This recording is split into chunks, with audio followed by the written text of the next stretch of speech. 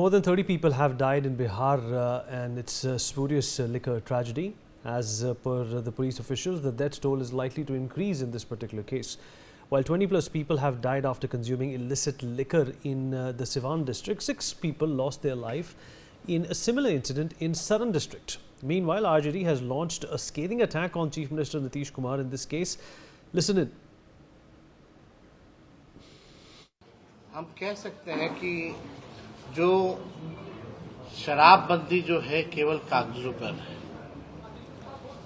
और जहरीली शराब से लगभग 30 से ज्यादा लोग जो हैं उनकी मृत्यु हुई है और कई दर्जनों भर लोगों ने अपनी आंखों की रोशनी खोई है।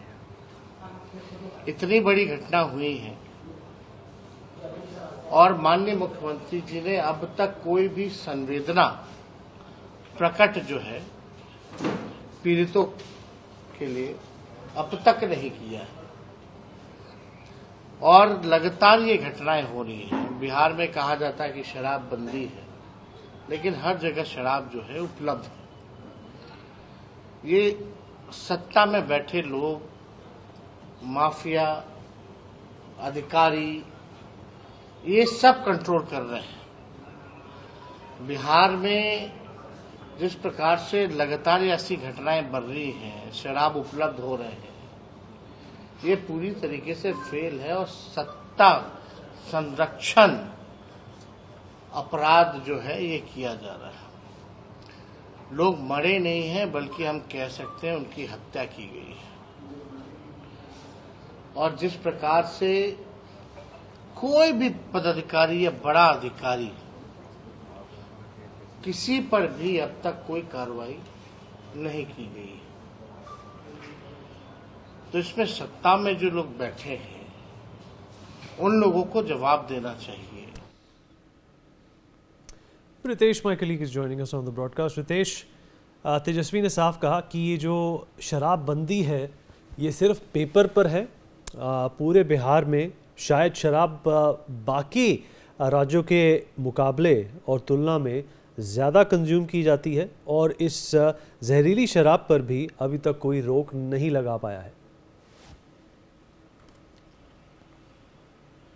अब बिल्कुल देखिए, तेजस्वी यादव ही नहीं बल्कि विपक्ष अब नीतीश सरकार पर हमलावर है और इस पर जमकर राजनीति भी हो रही है। सबसे पहले मैं आंकड़ों की बात कर दूं, 30 से ज्यादा लोगों की मौत हो गई है, लेकिन बिहार के जो डीजीपी हैं आलोक राज, वो कह रहे हैं कि अभी 24 लोगों की ही मौत हुई है। और तेजस्वी यादव ने बिल्कुल सही कहा है कि जो माफिया है, बड़ा शराब माफिया है, आखिर वो गिरफ्त में क्यों नहीं आया है।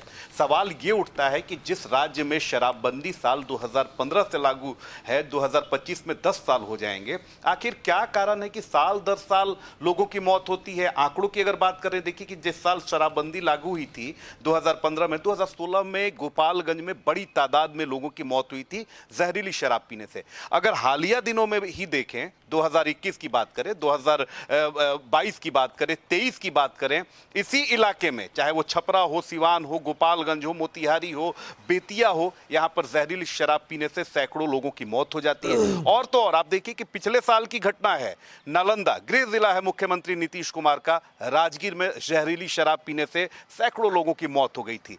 यह स्थिति तब है जब आप करोड़ों रुपए खर्च कर रहे हैं शराबबंदी को सफल बनाने के लिए। ड्रोन से निगहबानी की जाती है, जो उत्पाद विभाग है, एक्साइज डिपार्टमेंट को आपने अत्याधुनिक बोट्स तक दी हैं ताकि वो जो नदी इलाका है, जो दियारा इलाका है, वहां पर वो मॉनिटरिंग कर सके। इसके अलावा अगर बात करें तो ड्रोन के अलावा अगर बात करें तो जितने भी चेक पोस्ट है बिहार में, वहां पर बड़ी बड़ी स्कैनर्स जो हैं वो लगाई गई हैं, जो ट्रकों को स्कैन करती हैं, गाड़ियों को स्कैन करती हैं और शराबबंदी को पकड़ने का ये जो है सफल बनाने का दावा किया जाता है। उसके बावजूद अगर लोगों की मौत हो रही है तो जाहिर सी बात है कि सवाल उठेंगे। आप देख लीजिए, पटना में राजधानी है ये, वहां कल रात में छापेमारी की गई और वहां से एक शराब की फैक्ट्री जो है उसका उद्भेदन किया गया। पटना में शराब बन रही है, शराब का ट्रांसपोर्टेशन किया जाता है।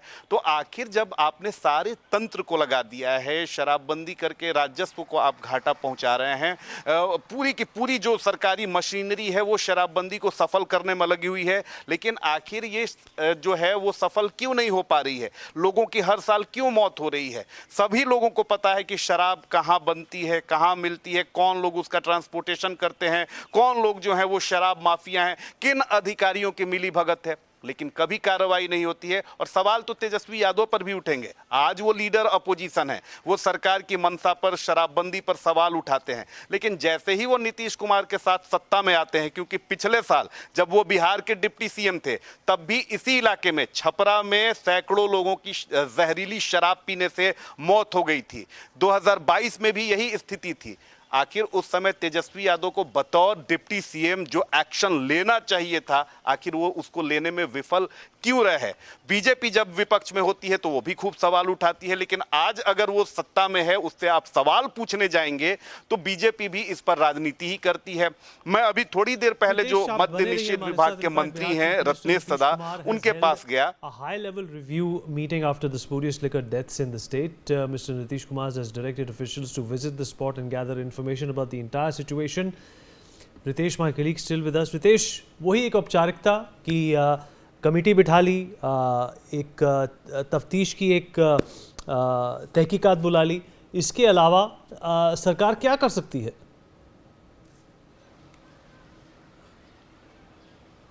अब बिल्कुल देखिए, सबसे बड़ी बात आपने बहुत ही वाजिब और गंभीर सवाल आपने किया है, क्योंकि देखिए जो मौत हो रही है आपको जानकर हैरानी होगी कि बेहद गरीब तबका है। महज 500 रुपए 24 घंटा में वो कमाता है, दिहाड़ी करता है, और इन लोगों की उतनी पहुंच नहीं है, हैसियत नहीं है कि वो बोतल बंद शराब खरीदे, क्योंकि बोतल बंद शराब अगर बिहार में कोई खरीदता है तो वो 1000 रुपए, 1200 रुपए, 1500 रुपए, 2500 रुपए उसकी कीमत है। वो रसूखदार लोग खरीदते हैं, उनके घर पे वो होम डिलीवरी होती है, वो खबर भी हमने दिखाई है।